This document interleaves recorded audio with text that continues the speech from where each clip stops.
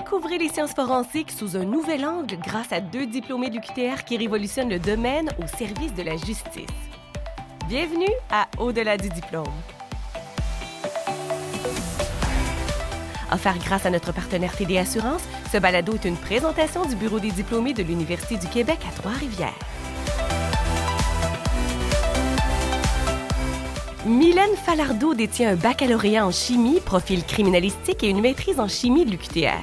Depuis septembre 2024, elle poursuit un doctorat sur mesure en sciences forensiques dans lequel elle se concentre sur les incertitudes reliées à la reconstruction balistique de tirs d'armes à feu. Parallèlement à ses études, en 2019, elle rejoint le laboratoire de sciences judiciaires et de médecine légale en tant qu'étudiante en balistique. En 2021, elle obtient le poste de spécialiste en balistique judiciaire. Dans le cadre de ses fonctions, elle se spécialise dans l'expertise des scènes de crime impliquant des tirs d'armes à feu, ainsi que sur les armes à feu imprimées en 3D. Elle a tout récemment fondé une équipe spécialisée sur les armes à feu imprimées en 3D, dont elle assure la coordination. Vincent Mousseau est actuellement chercheur postdoctoral à l'University of Technology à Sydney et à l'École nationale d'administration publique, chargé de cours à l'Université de Montréal et chercheur associé au groupe de recherche en sciences forensiques. Ses recherches portent entre autres sur les questions de prise de décision, de formation et d'utilisation des nouvelles technologies dans les domaines policiers et forensiques. Après avoir complété un baccalauréat en chimie profil criminalistique à l'UQTR, il a obtenu une maîtrise en criminologie, option criminalistique et information, et un doctorat en criminologie. En parallèle de son parcours académique, Vincent a aussi travaillé au service de police de l'agglomération de Longueuil, à l'École nationale de police de Québec et au laboratoire de sciences judiciaires et de médecine légale. Écoutons notre duo nous présenter leur parcours exceptionnel où expertise en balistique judiciaire et innovation en sciences forensiques se rencontrent pour transformer les pratiques d'enquête et de justice. Salut Mylène. Salut Vincent. Ça va? Oui. Ça fait longtemps qu'on s'est retrouvés ici. Oui. Je sais même pas si on s'est déjà retrouvés les deux ici en même temps. Je pense que oui, peut-être comme en deuxième année ou quelque chose comme ça. OK. Justement, parlant peut-être que de nos débuts, je connais un peu ton parcours quand même, mais pour l'exercice, puis peut-être parce que je sais pas non plus pourquoi tu t'es dirigé vers ça. Est-ce que tu veux me parler un peu de qu'est-ce qui t'a amené à suivre le bac en sciences forensiques à Trois-Rivières? Bien, ce qui m'a emmené à suivre le bac, ça, c'est toujours une question que j'ai de la difficulté à répondre parce que ça s'est fait naturellement. Dans le fond, j'étais au cégep. C'était la période qu'il fallait choisir notre programme universitaire. J'ai regardé les programmes en sciences, puis je suis tombée sur la description du programme de chimie, profil criminalistique, ça s'appelait comme ça dans le temps. Puis tout de suite, la description m'a enchantée. Je trouvais que la description, puis ce qu'il demandait comme intérêt me représentait bien. Donc, pour confirmer mon choix, je suis allée rencontrer le directeur du programme, aller aux portes ouvertes de l'UQTR, puis c'était tout de suite clair dans ma tête que j'allais faire ce bac-là. Donc, je me suis inscrite, j'ai été acceptée, puis ça a commencé comme ça. Tu l'as fait en quelle année déjà? Ça, c'est une autre bonne question. Je pense que c'est 2016. J'étais la 4e cohorte, donc 2016, ouais. Puis, depuis que tu as terminé, donc tu as terminé en 2019, depuis que tu as terminé, en fait, ça a été quoi la suite de ton parcours? Bien, dans le fond, moi, mon parcours, il était un petit peu particulier parce que dès le début du baccalauréat, j'ai entremêlé profession et études. Dans le fond, au bac, je me suis enrôlée dans l'armée comme officier d'artillerie. Puis, je travaillais au laboratoire de recherche en criminalistique pour l'UQTR. Donc, pendant mon bac, je faisais ça. Donc, ça a pris quand même beaucoup d'engagement au-delà de mes études. Après le bac, j'ai commencé ma maîtrise. À ce moment-là, il n'existait pas de maîtrise en sciences forensiques. Donc, c'était une maîtrise en chimie avec un sujet appliqué à la forensique. Donc, moi, j'avais déjà un intérêt pour la balistique, les armes à feu. J'ai choisi de faire mon projet sur l'analyse chimique des polymères utilisés pour l'impression 3D d'armes à feu. Donc, il fallait quand même que le sujet ait assez de chimie, parce que c'est une maîtrise en chimie. Donc, si je veux mon diplôme à la fin, il fallait que ça soit assez chimique. Donc, j'ai fait ma maîtrise là-dessus. Puis, dès le début, en fait, j'ai été engagée comme étudiante au laboratoire de sciences judiciaires et médecine légale, comme étudiante en balistique. Donc, tout au long de ma maîtrise, j'ai travaillé là comme étudiante. Puis, ça m'a permis aussi de pousser mon projet un peu plus loin en travaillant en balistique que si j'avais pas été dans le département. Donc, ça a été ça pour ma maîtrise. Puis, vers la fin, pendant que j'étais en période de rédaction, j'ai eu mon poste officiel de spécialiste en balistique au laboratoire de sciences judiciaires et médecine légale. Puis tu es encore là, en fait. Tu travailles encore en balistique au labo, si je ne me trompe pas. Exactement. Donc, j'ai été 2 ans étudiante. Là, je vais bientôt entamer ma 4e année comme spécialiste en balistique. Oui, puis je suis toujours là. C'est quoi tu fais exactement comme travail? Parce que spécialiste en balistique, je sais qu'il y a beaucoup de choses que vous pouvez travailler. Oui, tout à fait. Dans le fond, mais les 2-3 premières années, quand on arrive au sein du département, on a une formation spécialisée à l'interne. Donc, même si on vient d'un parcours académique en sciences forensiques, on a la spécialisation de notre domaine à l'interne. Donc, ça prend 2-3 ans. Donc, mes premières années ont été concentrées là-dessus. Puis, je me suis aussi spécialisée en même temps sur l'expertise des scènes de crime impliquant des tirs d'armes à feu. Puis sinon, après ça, dans le fond, le travail d'un spécialiste en balistique, comme tu dis, c'est assez varié les expertises qu'on peut faire. Donc, on peut être appelé à expertiser des armes à feu pour déterminer leur fonctionnalité. Après ça, ça peut être parfois de restaurer des numéros de série qui sont oblitérés, donc qui ont été effacés volontairement par quelqu'un, en faire la restauration. On fait aussi l'expertise au microscope des douilles, des projectiles pour les relier entre eux ou avec une arme à feu, par exemple, qui a été saisie chez un suspect. Donc, on veut déterminer si les douilles saisies sur une scène de crime sont reliées à l'arme à feu suspecte. On peut analyser aussi la poudre, les résidus de tir qui proviennent du tir et de la munition. Ça peut permettre d'évaluer des distances de tir entre l'arme à feu et la cible ou la victime. Donc ça, c'est les analyses assez principales qu'on fait. Ensuite, on a aussi certaines spécialisations au sein du département. Donc, comme je vous ai dit, moi, je suis spécialisée en expertise de scènes de crime reliées aux armes à feu, mais aussi, il y a des personnes qui vont se spécialiser en marque d'outils, donc, ou en armes à feu imprimées en 3D. Donc, pour l'expertise des scènes de crime, comment ça fonctionne au Québec? Normalement, c'est les policiers spécialisés qui traitent les scènes. Donc, c'est eux qui vont en faire la documentation, qui vont faire la recherche des traces, puis les collecter pour nous les envoyer par la suite au labo.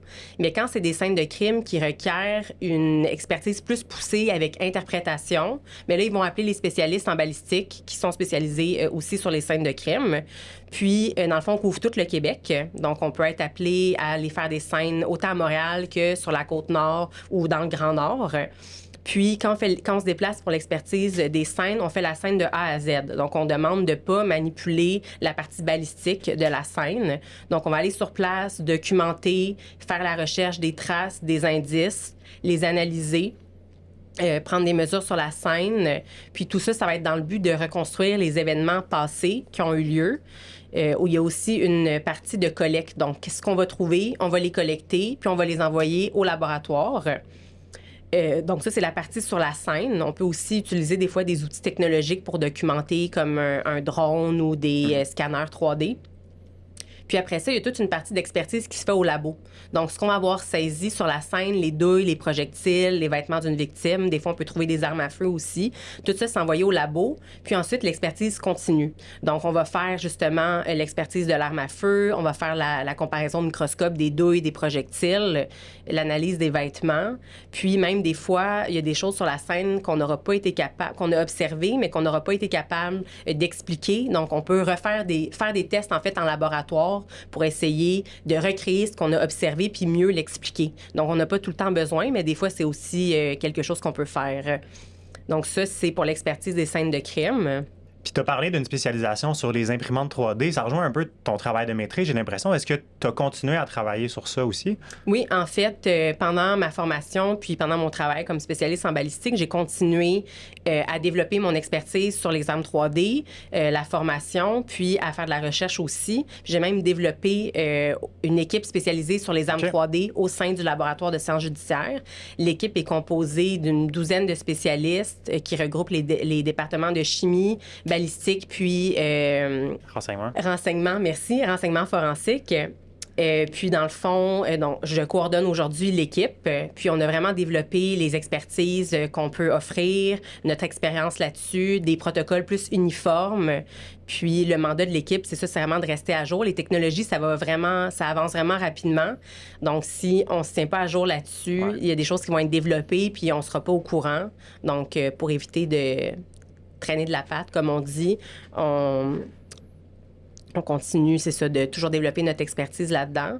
Les armes 3D, c'est quand même une nouvelle... C'est un fléau ou ça vaut assez pour créer une équipe, mettons, qui se penches vraiment sur cet enjeu-là? Oui, en fait, l'important de l'équipe, c'est que oui, les armes 3D, c'est des armes à feu, mais c'est aussi le côté impression 3D. Donc là, c'est plus de seulement connaître comment faire l'expertise d'une arme à feu puis les mécanismes d'armes à feu, c'est aussi d'intégrer les connaissances sur les technologies d'impression 3D.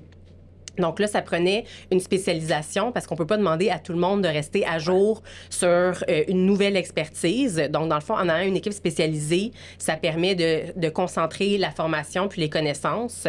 Donc, l'équipe spécialisée, oui, c'est pour le nombre de dossiers qui a augmenté, mais aussi pour avoir une équipe forte là, en connaissance là-dessus. C'est pour des questions aussi d'être capable de se faire accepter comme témoin expert à la cour. Il faut connaître l'impression 3D. Aussi, les dossiers d'armes 3D, ça peut être un peu différent dans le sens que, oui, des fois, on reçoit les armes, mais des fois, c'est les fichiers numériques qu'on peut recevoir. Puis là, il faut être capable d'analyser ces fichiers-là, puis de les imprimer pour déterminer si ça devient une arme à feu fonctionnelle au final. Donc, ça prenait des connaissances un petit peu différentes, d'où la spécialisation. C'est hyper intéressant. Puis j'ai l'impression qu'à travers ton parcours que tu expliques, tu as comme toujours un pied dans la pratique, mais un pied aussi dans le développement puis la recherche. Est-ce que c'est quelque chose comme que tu continues de faire dans ton quotidien? Oui, tout à fait. Ça, c'est une de mes plus grandes ambitions, c'est de toujours réduire l'écart entre la théorie puis la pratique. Donc, pour moi, ça, c'est vraiment quelque chose d'important. C'est pas tout le temps évident de le faire parce que... En fait, soit tu es chercheur ou soit tu es professionnel dans un cadre rigide, mettons, du Québec. Puis, donc, moi, j'ai choisi d'être professionnelle au laboratoire, mais c'est ça. J'essaie de toujours continuer d'inclure la recherche et le développement. D'ailleurs, j'ai commencé mon doctorat cet automne en sciences forensiques à l'UQTR. Donc ça faisait partie de mon ambition de continuer à développer ma science, ce qui me passionne en fait. Donc c'est un doctorat que je vais faire sur mon temps libre le matin, le soir, la fin de semaine. Beau projet. Oui, c'est ça, un beau projet. En plus de mon travail, mais pour moi, c'était vraiment important. Dans le fond, je le fais sur les incertitudes en reconstruction de tirs d'armes à feu. Donc, on voit que ça vient relié aux scènes de crime. Donc, c'est une expertise que j'aime beaucoup, qui me tient à cœur. Puis, je trouvais qu'il y avait des questions fondamentales qui pouvaient être approfondies. Puis, pour le faire, un projet d'une aussi grosse envergure, mais fallait que je retourne aux études. Donc, voilà, je commence maintenant mon doctorat en sciences forensiques. Puis là, je vais avoir vraiment les termes sciences forensiques sur mon diplôme cette fois-ci. Donc, je suis très contente de ça, mais ça fait partie de mon côté passionné. Bien, super, merci pour le partage, puis bonne chance pour ce beau parcours de doctorat. Tu vas voir, c'est quelque chose qui est quand même complexe, mais qui vaut la peine une fois qu'on réussit à se rendre au bout de ça. Mais pour toi, Vincent, ton parcours, dans le fond, je sais qu'on a la même base, le baccalauréat en chimie profil criminalistique, mais après ça, tu t'es réorienté un petit peu. Veux-tu me parler de ce que tu as fait et ce que tu fais aujourd'hui? Ouais, en fait, moi, quand j'ai fait le baccalauréat en chimie profil criminalistique, je me suis comme rendu compte que travailler en laboratoire, même si c'était mon plan initial de carrière, c'était peut-être pas ce que j'aimais le plus et dans la partie dans laquelle j'étais le plus à l'aise.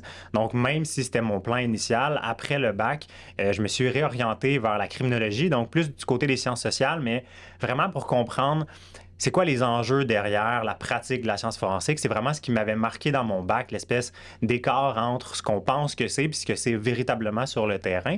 Donc, je suis allé faire la maîtrise en criminologie, option criminalistique et information à l'École de criminologie de l'Université de Montréal. Donc, je n'étais pas trop sûr au départ, cette réorientation-là un peu dans mes études. Mais finalement, après avoir rencontré le responsable, je me rends compte que c'était vraiment quelque chose qui était, je pense, fait pour moi. J'étais vraiment à ma place là-bas. Donc, j'étudiais plus un peu les pratiques policières. Comment est-ce qu'on déploie les unités de sciences forensiques, les techniciens d'identité judiciaire, comment est-ce qu'on décide si on les envoie ou non sur une scène, comment est-ce qu'on gère ces unités-là, comment spécialiser à travers le reste du travail policier. Donc, mon travail de maîtrise a porté sur ça. Puis, cette maîtrise-là, ça m'a aussi permis d'étudier un trimestre à l'École des sciences criminelles de l'Université de Lausanne en Suisse, donc qui est une université quand même très proche de ce qui se fait ici à l'UQTR. Oui. Beaucoup de professeurs qui viennent de l'École des sciences criminelles ou du moins des collaborations qui continuent de se faire dans le temps. Donc, pour moi, c'est une belle opportunité d'aller là-bas puis de voir comment est-ce que la science forensique est enseignée là-bas.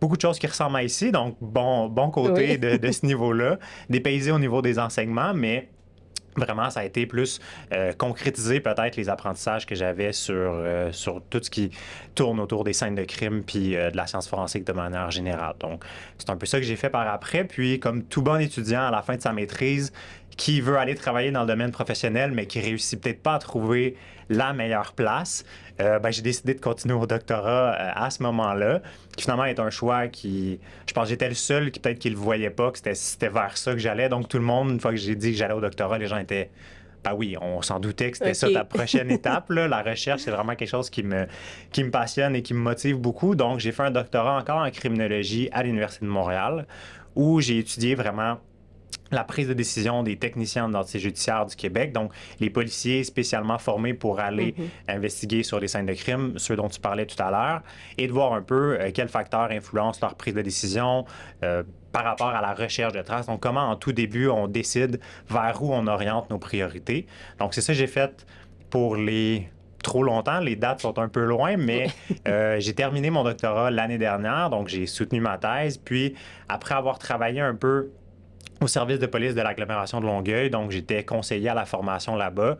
J'ai vraiment appris beaucoup sur le terrain, mais j'avais un appel pour retourner à la recherche. Donc, depuis l'année dernière, je suis chercheur postdoctoral, donc de retour à l'université, encore une fois, où, en fait, je suis chercheur postdoctoral à l'University of Technology Sydney, donc en Australie, et à l'École nationale d'administration publique à Montréal, où je travaille sur des questions de gestion policière, administration publique et vraiment encore tout ce qui concerne la scène de crime, donc des travaux de recherche pour voir est-ce qu'on est capable d'améliorer un peu les façons qu'on gère les façons de faire sur la scène de crime. Donc, je reviens tout juste justement d'un séjour en Australie à l'automne et je continue à travailler sur toutes les questions qui concernent la police, l'utilisation des technologies, ce genre de choses-là. Donc, ouais, c'est un peu ça qui mène mon parcours. Donc, j'ai toujours été attiré par le côté professionnel, un peu comme toi, mais finalement, la recherche m'a trop passionné pour ne pas y retourner.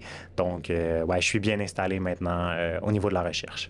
OK. C'est intéressant de voir que finalement, on a commencé les deux bac chimie profil criminalistique, puis finalement, à travers tout ça, les deux, on s'intéresse aux scènes de crime d'un point de vue différent, si on veut, mais nos recherches s'orientent vers ça, en fait.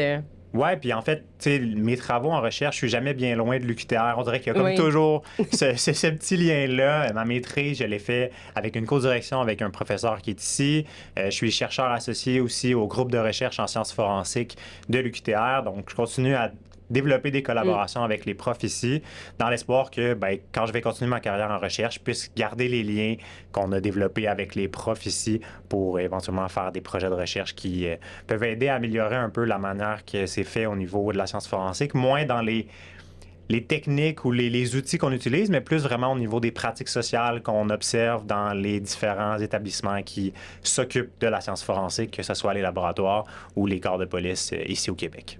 OK. Puis là, tu parlais de chercheur postdoctoral, mais ta journée, en fait, ça ressemble à quoi? Ça ressemble beaucoup à une journée de doctorant. Donc, c'est très, très similaire. En fait, je passe un peu mes journées à développer des recherches ou à écrire des articles. Donc, la majeure partie de mon temps est vraiment dédiée à analyser des données qu'on a collectées auprès des différents corps de police, entre autres des sondages, mais aussi des images de caméras portatives, par exemple, qu'on utilise pour voir est-ce que c'est un outil qui vaudrait la peine d'être développé dans les corps de police et implanté, rédiger des articles scientifiques, préparer des présentations ou des conférences pour différents partenaires. Donc oui, des fois du milieu de la recherche, mais aussi adapter les articles qu'on écrit à des publics qui sont plus des utilisateurs de connaissances. Donc les praticiens, les policiers, comment est-ce qu'on peut amener ces informations-là à eux? Parce que la recherche, si on fait de la recherche juste pour faire de la recherche, souvent, ça n'a pas beaucoup d'impact. Donc, même si je reste en recherche, le but, c'est éventuellement que ça l'aide les preneurs de décision dans les milieux. Donc, essayer de rendre ça accessible au corps de police. Mes journées ressemblent un peu à ça. Donc, des rencontres, essayer de développer des collaborations aussi avec différents acteurs sur le terrain. Ici et en Australie, c'est un peu ce que ça me permet. Donc, on collabore beaucoup avec l'Australian Federal Police là-bas pour développer peut-être des nouvelles formations, essayer de voir si les formations sont utiles ou non, est-ce qu'elles changent quelque chose au niveau des réelles pratiques. Donc, c'est le genre de projet sur lequel je travaille dans mon quotidien, mais c'est probablement un quotidien moins, je dirais, qui suscite moins d'attention que ce que toi, tu peux faire dans ton quotidien. Mais moi, je me plais bien devant un ordinateur à analyser des données et écrire des articles. L'important, c'est de faire qu'est-ce qu'on aime. Exact. Oui. Tu disais, Vincent, que quand tu as fait ta session à l'Université des sciences criminelles à Lausanne, tu as été, pas choqué, mais il y a eu un... Comment dire... T'as trouvé ça différent, la façon d'enseigner? Ça t'a surpris? Je voulais pas dire choqué, mais le mode d'enseignement t'a surpris ou dépaysé par rapport au Québec? Qu'est-ce que tu voulais dire par ça?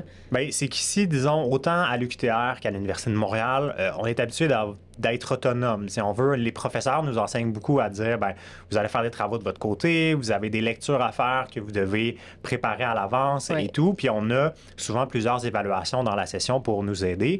Le mode d'enseignement à l'Université de Lausanne, c'est beaucoup magistral encore, donc très peu de travail à faire à la maison, mis à part les études, disons les études de la révision avant les examens finaux. Et le plus gros choc, je pense, c'est un examen final qui vaut pour 100% de ta session. Donc, tu le réussis ou tu l'échoues. Et c'est un examen oral où tu piges une question d'avance, tu as 15 minutes de préparation et ensuite tu vas répondre à la question en 15 minutes. Donc ça, c'est un mode qui est assez, je dirais, perturbant quand tu arrives là au début en disant « J'ai 4 examens oraux dans ma semaine qui valent pour 100% de ma session. » Mais je te rassure, tous les étudiants de Montréal ont réussi l'exercice. Donc, je pense que c'est plus stressant que ce que ce l'est véritablement une fois que tu fais l'examen. Donc, c'est un peu ça qui m'a particulièrement surpris en arrivant là-bas. Mais après, ça a aussi donné l'opportunité de voir comment les corps de police sont organisés en Suisse, comment les laboratoires sont organisés, c'est quoi la relation entre les universités et les corps de police là-bas, qui est un peu différente de ce qu'on a ici. Donc, ils ont vraiment une grande proximité. Puis ça, des fois, ça peut aussi donner des idées sur qu'est-ce qu'on pourrait faire ici pour essayer d'améliorer nos relations entre la recherche et la pratique, un peu comme tu le mentionnais aussi tout à l'heure. OK. C'est vraiment intéressant. J'avoue que d'avoir un examen oral qui vaut pour 100% de ta session, ça peut être stressant quand on n'est pas habitué à ça. Oui, exact. Ouais. OK. Puis tu disais aussi, quand tu as eu ton travail au sein du SPAL, comme peux-tu me redire, c'était quoi déjà? En fait, j'ai été il y a un terme très compliqué, mais c'est conseiller à la formation, on pourrait dire. Donc, le but était de développer des formations pour les policiers. Donc, entre autres, travailler sur une formation qui était auprès de l'intervention auprès des personnes en crise ou dont l'état mental est perturbé. Donc, essayer de développer comment est-ce que nos policiers peuvent être encore meilleurs dans ces interventions-là, qui prennent beaucoup de temps, qui sont parfois difficile à gérer parce que c'est différent de ce que les policiers sont enseignés de faire en matière de criminalité, ce genre de choses-là. Et une autre formation aussi pour rapprocher un peu les communautés et la police pour essayer justement d'avoir une police qui représente un peu sa communauté, qui connaît bien la collectivité. Donc, c'est là un peu où la criminologie, je pense, a été utile puis qui a permis d'élargir mes horizons sur sur quoi je peux travailler, où est-ce que je peux travailler? Je peux travailler dans des milieux qui concernent la police et qui s'éloignent peut-être un petit peu des traces ou de la science forensique, comme on l'a vu à Trois-Rivières. OK. Merci. Ça fait un beau résumé de la suite après le baccalauréat. Il y aurait tant à dire sur les défis et les avancées des sciences forensiques, mais ce qui marque avant tout, c'est la passion et l'engagement de ces deux experts à transformer leur domaine pour améliorer les pratiques judiciaires. Prenons une courte pause pour écouter une capsule de notre partenaire TD Assurance qui s'intitule « Quelques conseils simples pour économiser sur l'assurance auto avec TD Assurance ».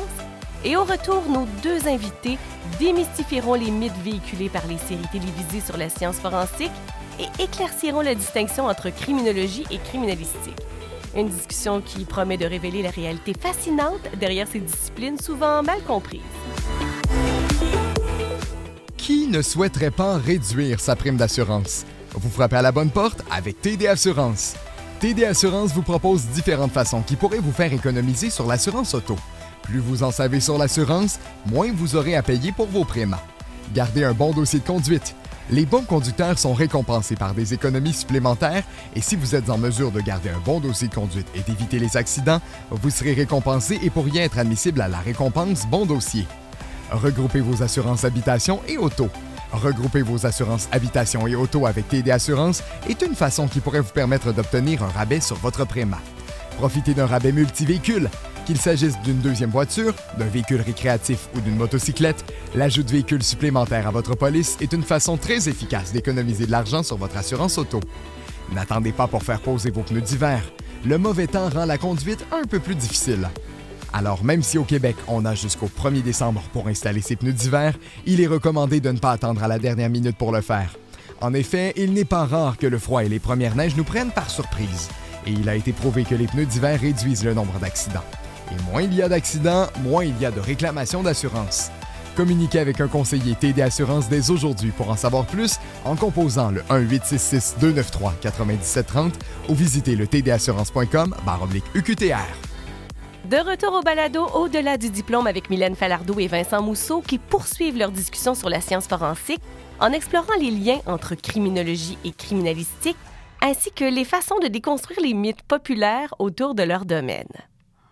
On revient un peu des fêtes, l'enregistrement. Probablement que toi aussi, quand tu croisais ta famille en disant que tu travailles dans la science forensique, premier réflexe, c'est « Ah, tu fais comme dans CSI, les émissions de télévision où on suit des enquêteurs et tout. » Qu'est-ce que tu leur répondais ou comment est-ce que tu expliquais gentiment les mythes qu'il y a entre CSI et ce qu'on faisait, ce qu'on fait en fait dans la réalité? Mais le pire, Vincent, c'est que ça m'est arrivé pour vrai avec mon beau-père. C'était par rapport à la série Indéfendable. Mais oui, Ouais. en fait, j'ai dû expliquer, en fait, mon travail consistait à quoi réellement, puis c'est quoi la différence qu'on a avec les séries télé. Je dirais que un des facteurs, un des premiers facteurs qui ne fonctionne pas, c'est le temps. En fait, dans les séries télé, tout se passe de façon instantanée ou presque, dans un très court laps de temps. Je comprends qu'une émission, c'est 1 heure, mais quand même, la réalité du temps n'est pas forcément la bonne. En fait, c'est assez différent dans la réalité. Si je pense aux scènes de crime, souvent, leurs scènes sont expertisées dans un temps record. La réalité, c'est que quand je sors sur une scène de crime, ça m'a jamais pris en bas de 5 heures. Puis ça peut prendre jusqu'à 3 journées, dépendamment de la grosseur de la scène. Puis comme j'expliquais, ça, c'est le travail scène. Mais après ça, il y a tous les éléments qu'on a collectés, qu'on ramène au laboratoire pour continuer l'expertise. Donc, ça se déroule sur beaucoup plus longtemps qu'on peut le voir à la télé. Rien n'est instantané, là, en fait. Ça, je pense que ça serait un des premiers mythes là, que je pourrais dire. Oui, probablement. Puis avoir les résultats aussi, tout dépendamment de quelle expertise on parle, c'est pas vrai que les résultats, on les obtient en si rapidement que ça. Des fois, il faut les analyser. Puis le temps d'avoir le résultat, ça peut prendre encore une fois, là aussi, 48 heures avant d'avoir un résultat qui peut être interprété par les experts. Donc, ça aussi, c'est un délai. Et c'est pas vrai non plus que les résultats sont acheminés de manière assez rapide pour pouvoir être introduit dans l'interrogatoire à chaque fois.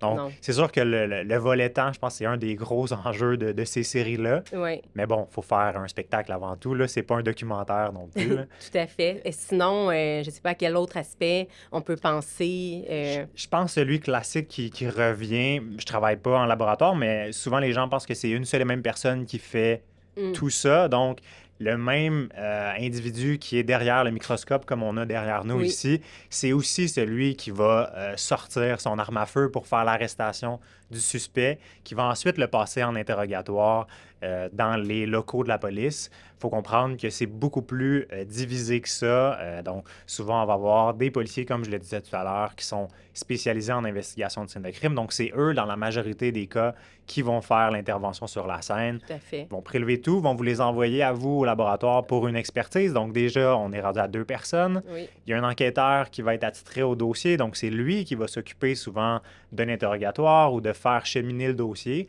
Et c'est pas nécessairement la même personne qui va aller faire l'arrestation du suspect à la toute fin. Donc, il y a beaucoup plus de gens qui sont impliqués que ce que peuvent le laisser sous-entendre les séries télévisées, là. Oui, puis j'ajouterais même, tu disais, les policiers spécialisés en scène de crime vont nous envoyer les éléments au laboratoire, mais ça, au laboratoire, c'est aussi séparé.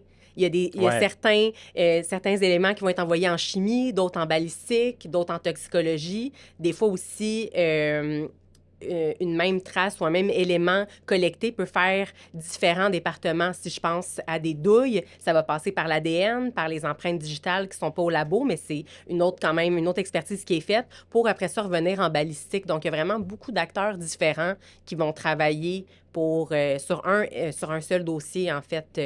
Ouais. Donc, ça, c'est vrai que c'est quand même assez différent de la personne qui arrête, qui interroge, puis qui fait le rapport d'expertise scientifique. Ouais, puis c'est aussi, tu sais, que les policiers ont des pouvoirs spéciaux qui leur permettent d'arrêter des gens qu'un chimiste n'a peut-être pas là, dans la Tout à réalité. fait. Puis j'aimerais peut-être entendre sur l'autre mythe qui revient souvent, en fait, que les gens sont peut-être pas au courant, c'est quand il y a un match dans une série télévisée, c'est 100%, c'est sûr, c'est lui, il n'y a pas de doute sur notre coupable. Tu as parlé tantôt que ton projet de thèse s'intéresse aux incertitudes, fait que j'imagine que c'est quelque chose que tu défends ou quand les gens te parlent de ce genre de mythe-là. Tout à fait. En fait, autant qu'on peut, je pense souvent, là, j'ai une image en tête dans une série, ils vont trouver une trace digitale, ils mettent ça dans la base de données, tu vois Et voilà, tu ouais. vois les empreintes défiler, bam, match 100%, ça a pris 1 minute, puis on a le Ouais. coupable. Et dans le fond, ça se passe pas comme ça. Déjà, quand on utilise des bases de données, parce que oui, ça existe pour vrai, il existe des bases de données avec des algorithmes très puissants qui vont permettre de faire un premier tri. L'instrument fait pas de match, entre guillemets. Dans le fond, il va suggérer des concordances potentielles, mais ensuite, c'est vraiment l'humain qui va faire l'analyse de toutes les concordances potentielles, qui va faire l'interprétation, puis qui va trancher par la suite. Puis, donc ça, c'est pour le côté aussi de comment on utilise les bases de données. Puis, du côté du match parfait, comme on pourrait dire, en fait, ça n'existe pas parce qu'on va travailler avec des traces. Puis, par définition, une trace, c'est un élément du passé qui peut être partiel, dégradé, contaminé, c'est imparfait. Donc, il n'y a pas de trace qui va se reproduire de façon identique. Puis, quand on va en faire la comparaison, ça ne sera jamais un match parfait, comme ils disent à la télé, parce qu'on ne va jamais comparer deux choses qui sont identiques. Donc, il y a une certaine variation qui fait partie de l'expertise et de l'interprétation qu'on doit en faire. Puis, c'est pas parce que c'est pas un match parfait que c'est pas une concordance. Là. C'est vraiment... Ça fait partie de l'expertise puis de la réalité. Ça serait même... faudrait se poser des questions si on trouverait deux traces identiques sur une scène de crime. Pourquoi? Mais dans le sens, que, je sais pas, mais je me dis, si ça serait complètement identique, 100% parfait, comme on voit à la télé, je sais pas. Ça serait... Il y aurait anguille sous roche. il y aurait anguille sous roche. Si Donc, ils ont été déposés, disons, volontairement. exactement. Mais donc, Ouais. ça fait partie, la variation, l'intravariabilité, l'intervariabilité, c'est toutes des choses qui font partie de l'expertise. Donc, c'est sûr qu'à la télé, c'est vraiment plus impressionnant de voir défiler les bases de données à une vitesse ahurissante puis d'avoir le match 100%, mais c'est pas comme ça dans la réalité. C'est peut-être pour ça aussi que ces Ouais. séries-là se terminent toujours à l'arrestation de l'individu et jamais où l'expert doit aller expliquer à la cour Ah ouais.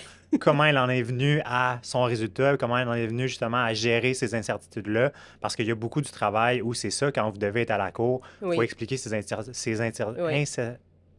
Quand vous allez à la cour, il faut expliquer ces incertitudes-là et on les voit jamais, en fait, ces discussions-là dans les séries. Donc, probablement que ça facilite un peu C'est la ça. chose. Puis ça fait vraiment une différence de savoir l'expliquer parce que dans le fond, c'est normal d'avoir des variations puis des discordances si on est capable de les expliquer. Ça fait partie Ouais. là, du travail, oui. Puis, un truc que peut-être toi, t'entends moins parce que tu es plus, je dirais, juste dans le domaine de la science forensique. Ouais. Moi, en ayant été transfuge et en ayant passé du côté de la criminologie, souvent, il y avait un mélange entre les deux, puis les gens ont de la difficulté à distinguer ce qui relève vraiment de la criminologie et de la science forensique. T'as-tu Ouais. eu ça? Toi, t'as-tu eu des gens qui pensaient que tu étais en criminologie ou... Mais oui, en fait, je pense que c'est juste les termes qu'ils connaissent pas. Ça m'est déjà arrivé d'expliquer, mettons, quand j'étais aux études, d'expliquer mes études puis de dire « Ah, t'es en criminaux ». Mais non, je suis pas en criminaux, je suis en sciences forensiques ou en criminalistique. Donc, c'est sûr qu'il y a une différence entre les deux. Je pense que tu es bien placé pour nous décrire la criminologie. C'est sûr que moi, quand on me le demande, je l'explique, mais Ouais. je pense que tu es bien placé pour Il le y faire. a beaucoup de différences, mais ce qui est intéressant aussi, c'est qu'il y a beaucoup de similitudes si on remonte à quelques siècles, peut-être fin du 19e siècle, où là, on avait une proximité vraiment entre criminologie et criminalistique. Bon, la spécialisation, un peu comme tu parlais tout à l'heure, ça l'a éloigné, je dirais, ces champs-là, mais c'est vraiment science forensique, on est plus dans une science naturelle, donc on fait intervenir la chimie, la physique, la Exact. biologie. Criminologie, on est beaucoup plus dans les sciences sociales et humaines, donc on parle plus de psychologie, de sociologie, de droit, d'administration publique, ce genre de choses-là. Et plutôt que de s'intéresser aux traces elles-mêmes, ce qui est vraiment plus le domaine de la science forensique, Ouais. on va plus s'intéresser aux crimes, aux délinquants, donc aux individus qui commettent des crimes, aux victimes et à tout ce qui relève de la réaction sociale. Donc, comment, en tant que société, on réagit au crime. Ça peut être comment c'est présenté dans les médias, comment le système pénal gère la criminalité. Ça peut être de comprendre comment la police aussi fait son travail, ce genre de choses-là. Donc, c'est un peu la grande distinction entre les deux, vraiment, sciences naturelles versus sciences sociales et des objets d'études un peu différents. Mais de plus en plus, on tend à se rapprocher en disant, ben, au final, les traces, c'est résultant, en fait, d'un crime. Oui. Donc, peut-être que ça peut nous aider à fournir des nouvelles connaissances en criminologie et vice-versa aussi, de dire, ben, peut-être que si on prend pour objet d'études criminologiques la façon que la police scientifique fonctionne, peut-être qu'on peut vous aider aussi en sciences forensiques à avoir des nouvelles connaissances que vous pourriez mettre à profit. Donc, c'est un peu ça que j'essaie de dire aux gens quand j'explique les différences entre les deux. Vincent, je pense que toi et moi, on a eu des longs parcours après notre baccalauréat. On a fait beaucoup de choses, mais j'aimerais savoir comment tes études à l'UQTR t'ont suivi tout au long des autres expériences que tu as eues par la suite, autant académiques que professionnelles. C'était quoi l'influence de ton parcours de l'UQTR sur la suite de ton parcours? Je te remercie de rappeler que j'ai été très longtemps aux études. De mon côté, je pense que l'UQTR, ça m'a vraiment apporter une plus-value au niveau de mes collaborations avec d'autres universités. C'est-à-dire que l'UQTR est bien placé au niveau de la science forensique, fait partie d'une des grandes universités dans le monde où les projets qui sont menés, la recherche qui est menée et la qualité des enseignements qui sont offerts se démarquent peut-être par rapport à d'autres universités où on est encore dans une vision où c'est d'abord de la chimie ou de la physique et on fait quelques cours qui sont liés à la forensique. Oui. Donc, je pense que d'avoir ce baccalauréat-là, ça m'a vraiment permis, autant auprès de collaborateurs en Suisse, en Australie, d'avoir une certaine reconnaissance de mes acquis en sciences forensiques, même si j'arrivais de l'étranger. Donc, des gens qui étaient en mesure de savoir, OK, oui, c'est quelqu'un qui a fait de la science forensique à Trois-Rivières. Je sais, grosso modo, c'est quoi le bagage qu'il y a. Donc ça, je pense que ça m'a permis de sortir une carte de visite assez bonne quand il était le temps de faire valoir des collaborations possibles avec d'autres chercheurs, avec des corps de police aussi, ou pour développer des cours, des projets, peu importe. Donc ça, je pense que ça m'a démarqué aussi de mes collègues en criminologie qui proviennent généralement avec des backgrounds et des baccalauréats en criminaux, en sociologie ou en sciences sociales. Donc d'avoir quelque chose d'un peu différent, ça m'a permis de me démarquer. De ton côté, ça a-tu été aussi utile dans ton parcours professionnel et académique? Mais en fait, oui, dans la façon, d'une autre façon, un peu, moi, c'était pas comme carte de visite, parce que j'ai toujours continué mes études à l'UQTR, finalement. Je fais mon doctorat ici, mais c'est vraiment dans les apprentissages que j'ai eus. L'UQTR nous a donné, l'UQTR, mais particulièrement le bac en chimie profil criminalistique, nous a vraiment tout donné les outils pour développer notre esprit critique, notre esprit d'analyse, développer une rigueur scientifique. Puis, après ça, j'ai pu l'appliquer au travail. Puis, dans le fond, c'est vraiment des choses qu'on apprend avec le temps. Ça ne se fait pas en 3 semaines. J'ai vraiment développé ça tout au long du bac. Puis, on a une progression. Puis ça, les professeurs donnent vraiment tous les outils là, qu'on a besoin pour se développer puis pousser plus loin. Puis, ces outils-là, puis toute ma pensée que j'ai développée, puis ma méthode de travail, bien, j'ai pu l'appliquer assez rapidement dans le milieu du travail professionnel. Tantôt, je vous parlais de ma formation spécialisée à l'interne, mais quand j'ai commencé la formation spécialisée, j'avais vraiment beaucoup de bases fondamentales en sciences forensiques que j'ai pu appliquer à cette formation-là. Puis, c'est sûr que je ne peux pas comparer à si je ne l'ai pas fait, parce que je l'ai fait puis je les avais, mais je pense sincèrement que ça m'a beaucoup aidé dans mon apprentissage après ça de ma spécialisation en balistique forensique, d'avoir ces bases-là, plutôt que de devoir les apprendre au travail, en plus de les dossiers qui arrivent, puis la formation, c'était déjà acquis, donc ça a été plus facile après ça d'intégrer le milieu du travail, je pense bien. Puis c'est des compétences qui me suivent tout au long de mon parcours, puis je vais en développer encore d'autres avec mon doctorat en sciences forensiques. Donc, je pense que c'est ça qui est marquant pour moi de l'UQTR. Oui, puis tu parlais de la rigueur scientifique. Pour avoir été dans quelques universités, j'ai rarement vu des profs aussi engagés dans introduire les étudiants à la recherche, puis de les impliquer dans des projets de recherche, les impliquer dans des conférences, dans des articles, dès le premier cycle. C'est vrai. Moi, pour l'avoir vu justement dans d'autres universités, les étudiants au baccalauréat, généralement, ils veulent avoir leur diplôme et aller vers le milieu professionnel et pas nécessairement s'impliquer dans la recherche. Oui. Ici, c'est plutôt la norme, je pense, d'avoir justement des étudiants qui travaillent comme auxiliaires de recherche, qui s'impliquent dans différentes conférences. Je pense que c'est quand même quelque chose qui est aussi important à souligner, là. Oui, ça fait partie, en fait, de mes bons souvenirs ou de l'UQTR, en fait, de mon parcours. C'est vrai, comme tu dis, dès le baccalauréat, les professeurs, si on le veut, ils nous donnent les outils, ils nous poussent pour faire de la recherche, à les présenter. C'est vrai que c'est assez rare que des étudiants de niveau baccalauréat vont présenter dans des congrès internationaux. Moi, je me rappelle, j'ai pu présenter dans des congrès, c'était à Lyon pour le EAFS. J'ai présenté aussi à Ottawa pour le CSFS. Je vous donne des acronymes, mais c'est des longs noms. Mais tout ça pour dire que mes projets de recherche que j'ai faits au bac, puis ensuite que j'ai continué à la maîtrise, j'ai pu les présenter dans des congrès canadiens, mais aussi internationaux. Ça permet de créer des liens avec nos autres collègues étudiants, d'en rencontrer différents de différentes universités, des chercheurs, des praticiens de différents pays et laboratoires. Donc ça, c'est quand même quelque chose qui a une grande valeur. Puis ce réseau de contacts-là que tu développes pendant ces congrès-là, bien ça m'a suivi. Puis aujourd'hui, je continue de le développer. Puis ça a vraiment fait une différence, je pense. Donc ça serait comme pour mes bons souvenirs. Évidemment, il y en a plein. Je ne sais pas si toi, tu veux nous raconter une anecdote ou des souvenirs nostalgiques du bac. Bien, je pense qu'il revient souvent quand on discute entre étudiants de différentes cohortes. C'est vraiment le cours d'investigation de scène de crime. Ouais. Tout le monde se demande c'est quoi tu as eu, toi, comme scénario, c'est quoi tu as eu comme scène de crime. Je pense que c'est un des moments, moi, que je me rappelle bien où mon équipe, on était la dernière équipe à passer dans la journée. OK. On se rend aux locaux des scènes de crime, donc qui sont des fausses scènes de crime ici à l'UQTR. Puis en arrivant, le professeur nous fait « Ben non, tu sais, vous êtes pas ici pour votre scène de crime. » Puis on est comme « OK, ben on va aller où? C'est les seuls locaux qu'on sait. » Puis finalement, on avait une scène de crime extérieure qui était un délit de fuite sur lequel on devait investiguer. Et bon, ben délit de fuite, mais finalement qui vire en presque scène d'homicide ou peu importe, avec un mannequin qui représente un corps dans le coffre du véhicule et la tête déconnectée du mannequin. Malheureusement, on l'a trouvé, il restait à peu près 10 minutes à la scène de crime. Mais bref, ça, je pense que ça a été un des bons moments pour voir, bien, c'est à ça que ça ressemblerait du vrai travail d'investigation de scène de crime. Donc, c'est des apprentissages qui sont assez importants. De ton côté, c'était quoi ta scène de crime? Est-ce que c'était aussi c'est drôle marquant? parce que j'avais une tête déconnectée, moi aussi. Je pense que c'était vendeur. C'est un classique ouais. qui revient. Mais moi, un des souvenirs que j'ai de ma scène, c'est qu'on avait trouvé aussi la tête. C'est drôle, hein? Le pattern revient 10 minutes avant la fin. On avait failli pas trouver la tête de notre victime.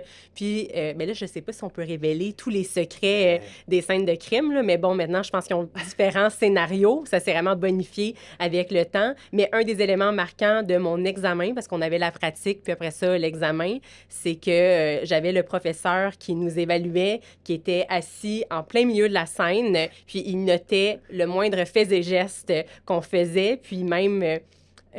oui, c'est ça, le moindre fait et geste. Puis on fait toujours les scènes en duo, là, comme tu te rappelles. Puis j'avais vu que ma collègue n'avait pas revêtu son taille-vec, là, nos sauts de blanc, au complet. Et là, j'ai fait signe de mettre son capuchon au moment où notre professeur a relevé les yeux pour voir qu'on n'avait pas le capuchon. Alors, check, pas l'habit complet de revêtu sur la scène. Ouais. Ouais. Donc, ça, c'est un bon... C'est des souvenirs, les scènes de crime. C'est vrai que c'est un sujet de discussion, cohorte après cohorte, qu'on ramène toujours. Je pense que c'est marquant. Effectivement. Bien, merci pour le partage. Puis ça a été un plaisir, je pense, de se retrouver ici à l'UQTR. Probablement que ça va prendre encore un peu de temps avant qu'on revienne, mais c'est toujours un bonheur de revenir ici. Tout à fait. Pour moi aussi, Vincent, la même chose. Merci à Vincent Mousseau et Mylène Falardeau, nos deux invités diplômés de l'UQTR, pour cet épisode fascinant.